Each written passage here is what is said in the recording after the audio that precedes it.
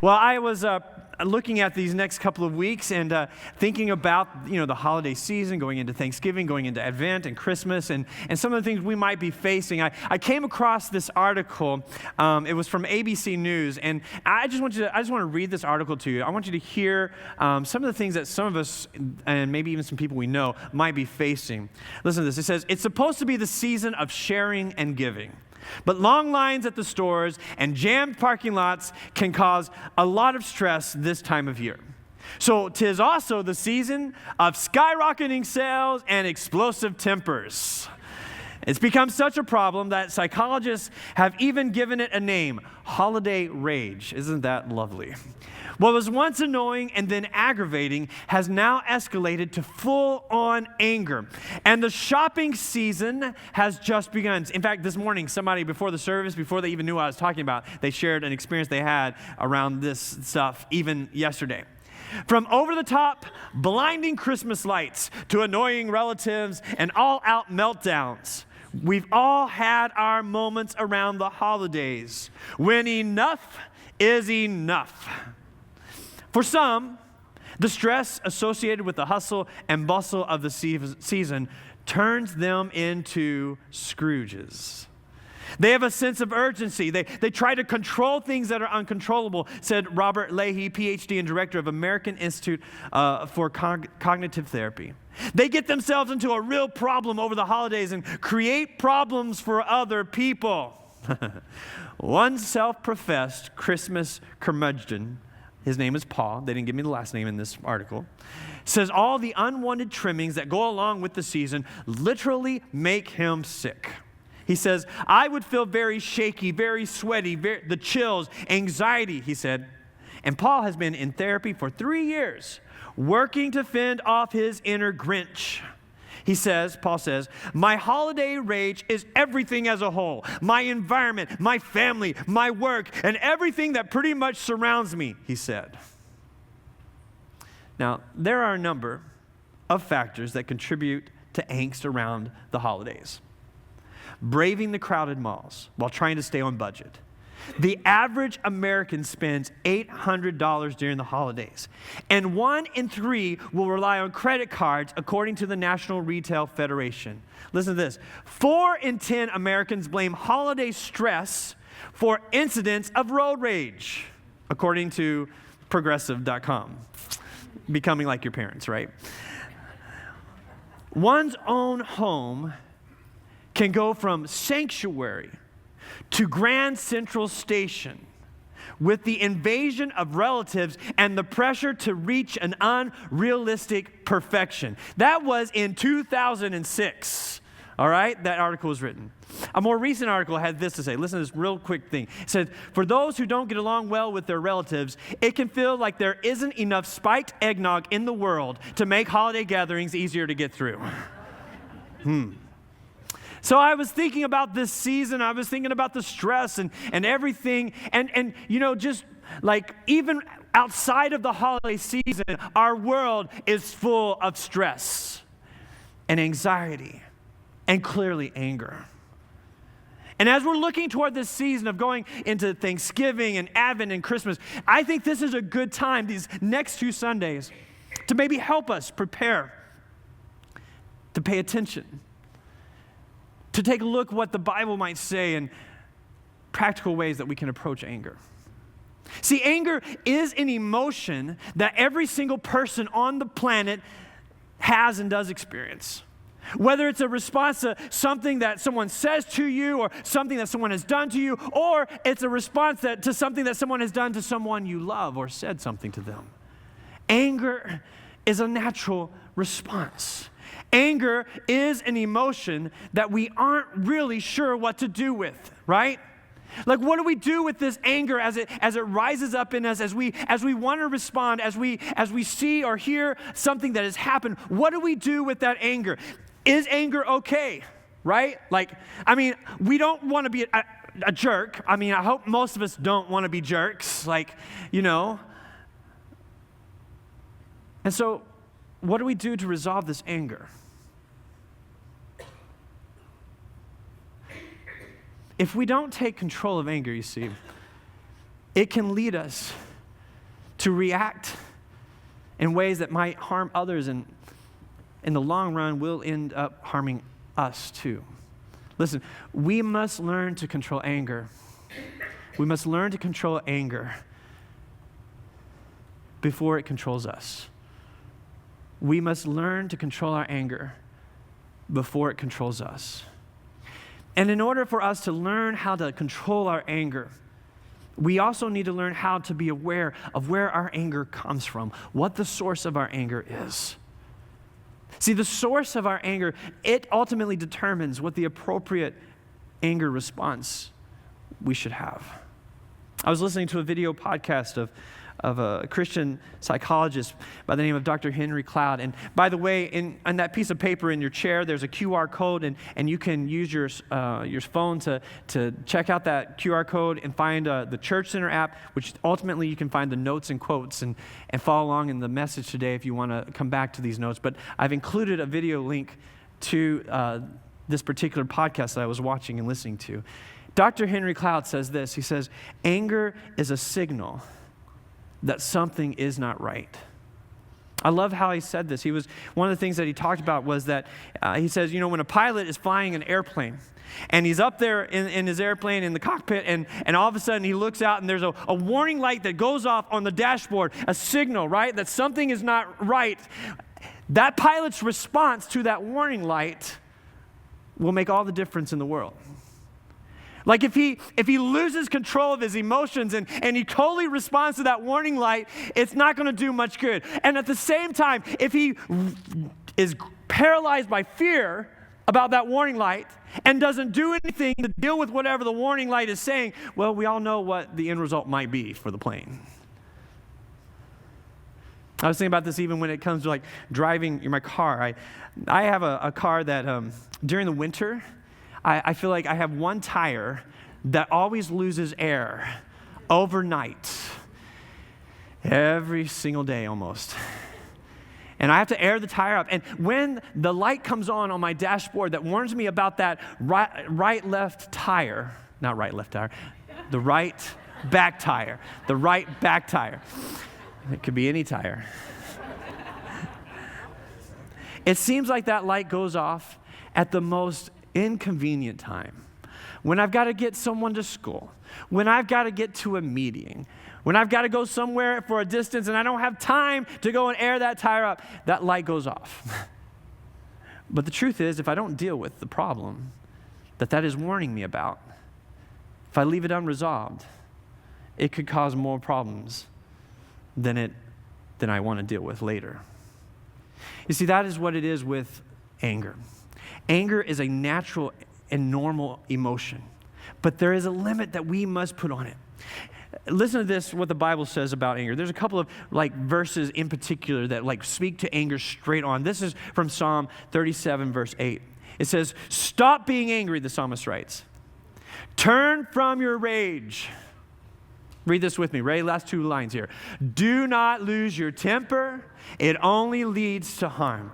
Now, the key words here that the psalmist is writing is rage and lose your temper. In Psalm 37, the psalmist is writing about how to have a life of peace, how to live in connection with God and to live your life in the right way.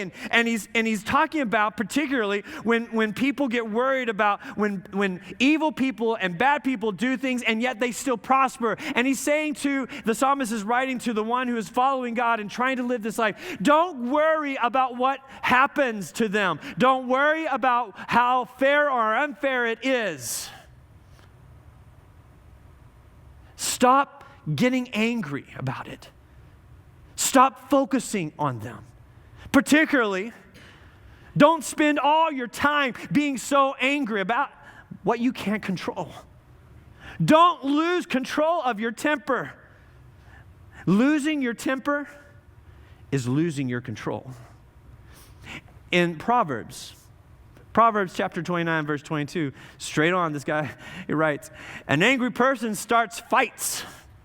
A hot-tempered person commits all kinds of sin." The key words here are fighting, hot-tempered. You ever been around someone who just seems like they just can't help themselves but lose their temper? Like they're driven by their anger? They fly off the handle at almost any little thing, like they are basically a walking powder keg, ready to explode on anyone who crosses their path. Here's the deal, though. The rage can come from several things in our lives. Chances are pretty high that when we reach the point of rage, it isn't something that just happened overnight. It's probably something that has been brewing and brewing and brewing.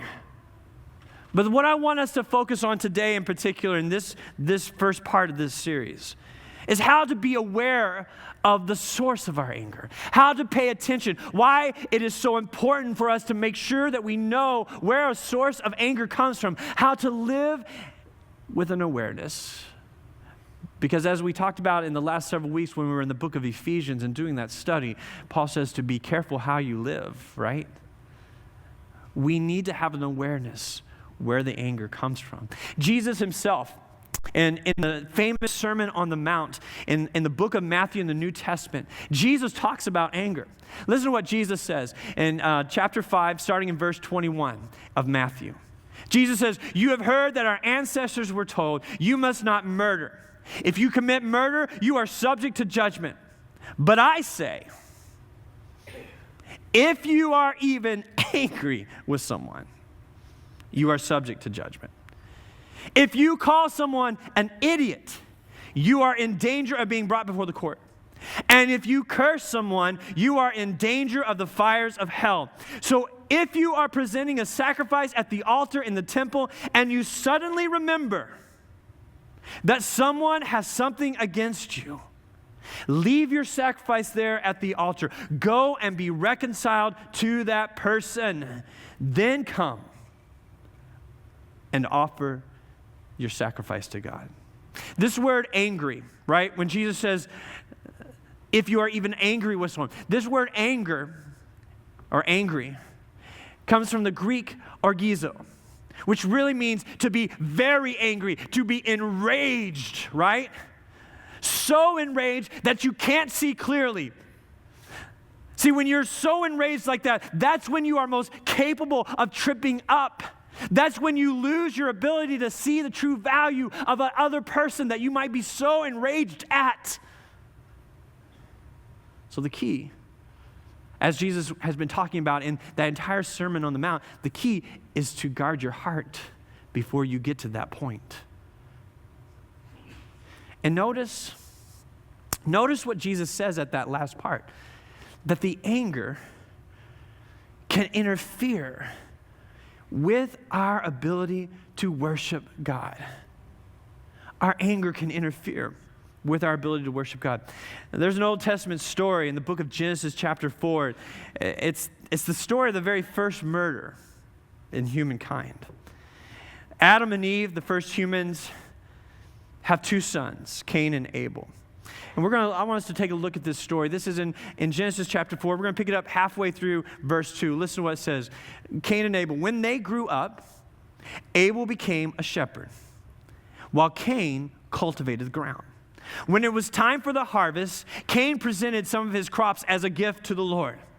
Abel also brought a gift, the best portions of the firstborn lambs from his flock. The Lord accepted Abel and his gift, but he did not accept Cain and his gift. This made Cain very what? Angry, right? And he looked dejected. Now listen, like I can just, as I hear this story unfold and hear the voice of the Lord speaking to Cain's heart, God says, "Why are you so angry? Why do you look so dejected?"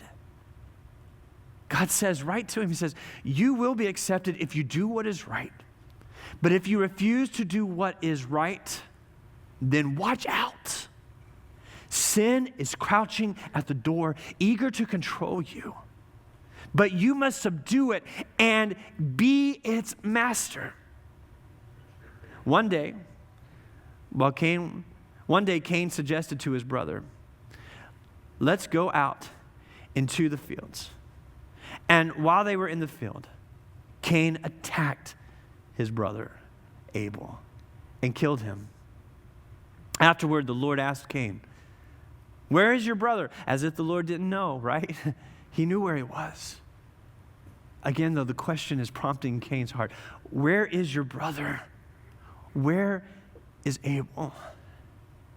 Cain responded, "I don't know.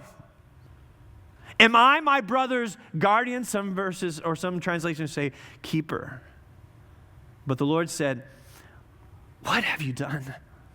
Listen, your brother's blood cries out to me from the ground." Let's begin with what matters most here.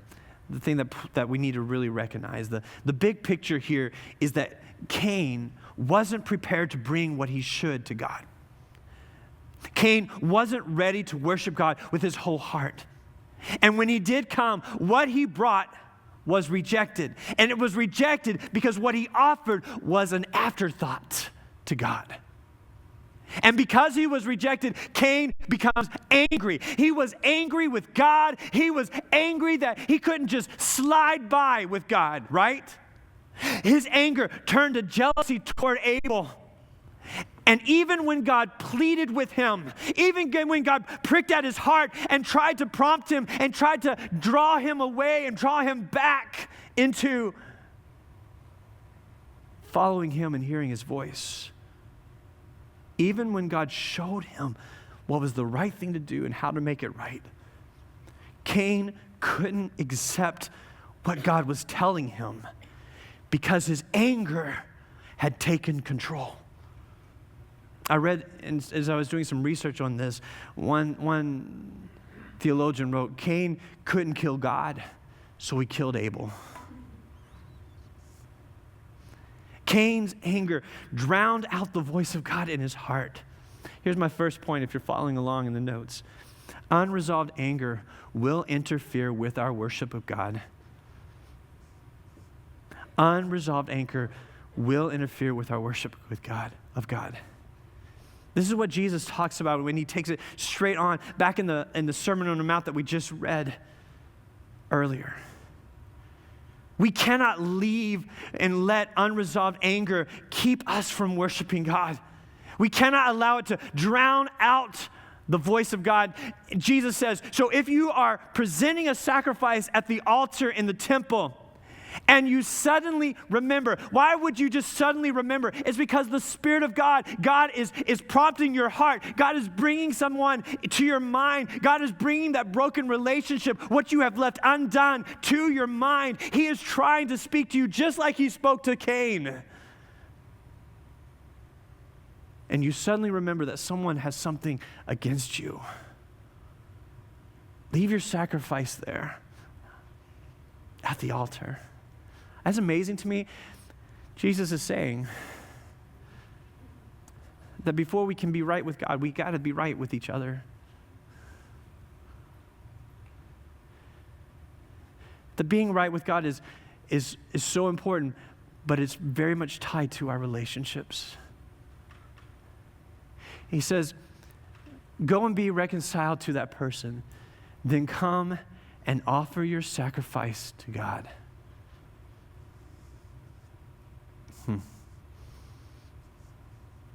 The Apostle Paul says in 1 Timothy 2, he says, in every place of worship, I want men to pray with holy hands lifted up to God, free from, what's it say? Anger and controversy. Clearly, God wants us to be free to worship him, free to love him fully. It is not possible to enter into true worship of God, giving our attention to God's presence. It's not possible when we allow rage to run free in our hearts and minds, in our lives. This note I have here, this is not going to be on the screen. It's in the notes for us, though, but listen to this carefully. We cannot fully experience the freedom found in God's love while having rage in our heart towards another person. I'm going to say that one more time. I want to make sure you hear me. We cannot fully experience the freedom found in God's love while having rage in our heart towards another person. So let's keep moving. Where does this anger come from? And for Cain, his anger was coming from jealousy of his brother. He wanted what his brother had, but didn't want to do what it took to have it in his own life. He didn't want to give God his best. Cain didn't want to give God the first place in his life. And God warns him not to let this anger linger. Not to let this anger drive God away. He says, if you refuse to do what is right, then watch out. Sin is crouching at the door, eager to control you. Clearly, as we see in the very next verse what Cain does, Cain didn't want to deal with it. In fact, in this story, Cain flat out ignores the warnings of God, right? For some of us, this source of anger goes really, really deep. And today, I want to say this. I want to just pause and say for a moment, if you are paying attention to the source of your anger and you are working through your anger and you are finding help, that is awesome. I'm so excited for you. You are on the right path. But for those of us and for those times when anger comes from a place that is a result of our creation, we need to be aware of it. When our kids were younger, like a couple of years younger, maybe 4 or 5 years ago, I can remember a particular situation. I think what we were doing, we were driving on our way, probably into church or to a meeting that I had. And it must have been some kind of a tense meeting that I was preparing for. And I don't know if you're like this, where you get in a really deep thought and you're really focused and you're driving, and it's amazing when you show up where you're supposed to go, right? Because you stop at all the stoplights, you turn in the right places, but you're just kind of like, you just get there. And there have been, sometimes Becky's like, how did we even make it home? How did you get here? But I was in deep thought. And it must have been something where it was really tense, and I was really focused on it and working things out in my mind. And my kids, just being siblings, get going at each other in the back seat. And they interrupt my focus. And my response, yes, of course, they need to, probably calm it down a little bit, but my response was a lot harder than it needed to be. It was meaner than it needed to be. Almost, I can remember one particular time where immediately the voice I felt like of God saying, man, what are you doing? That was so mean. That was so over the top. There have been a lot of times I've had to say I'm sorry when I've been wrong for my attitude and allowing the anger and the rage to come out in the way I spoke to them. We have to pay attention and be aware. See, in that moment, I was able to recognize that I allowed myself to become so stressed, I had allowed myself to become so focused that I forgot I even had people in the car with me. We have to be aware. Listen, here's my second point today. We have to be self-aware in order to have self-control over our anger. If we want to turn down the heat of anger, we have to know its source. Finally, let's talk about here when anger lingers too long. This is another area we can see with Cain. The anger had lasted long enough that we even see the struggle that he has. When God is speaking to him, this is Cain's inner struggle with God and the voice of God. And clearly, this inner struggle is happening. Maybe there is something to the dynamics of the relationship between Cain and his brother Abel.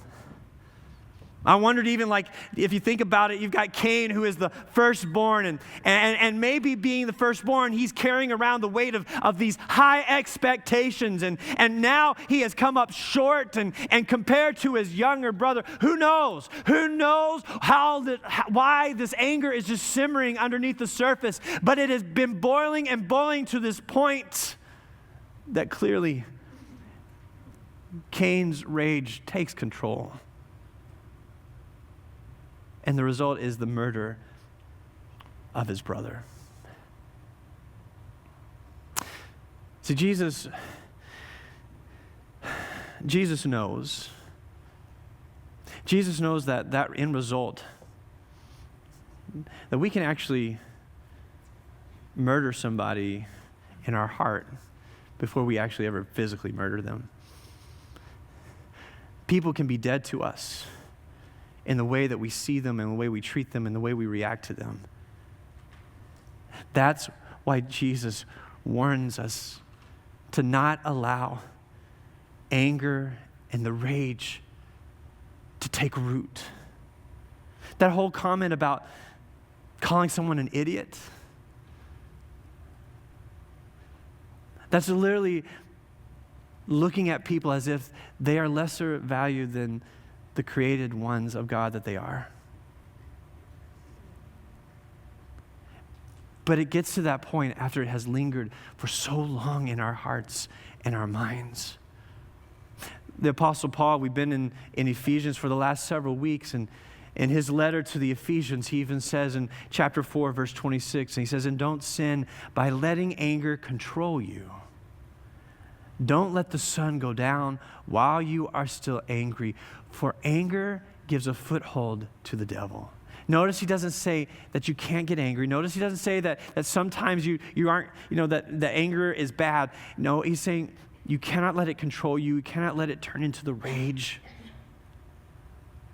and let it linger. My last point here. Anger is an emotion that is not meant to linger in our lives. We have to pay attention to what anger is doing to us. We have to pay attention to where this anger is coming from. Because if we aren't careful, the source of our anger is what can lead to harming us, to harming others, and yes, to harming our worship, our relationship with God, our Creator. Would you stand? We're going to move into a time of reflection. I'm going to ask all of us to bow our heads and close our eyes. I want us to move into a time of just listening for the voice of God to speak to us. And maybe today, maybe you need some encouragement to stay the course in resolving and working through your anger. Maybe today God is speaking to you about unresolved anger in your heart and life right now. Maybe you have been on the receiving end of someone else's anger. And now you're trying to decide what to do with that anger and what it will do to you.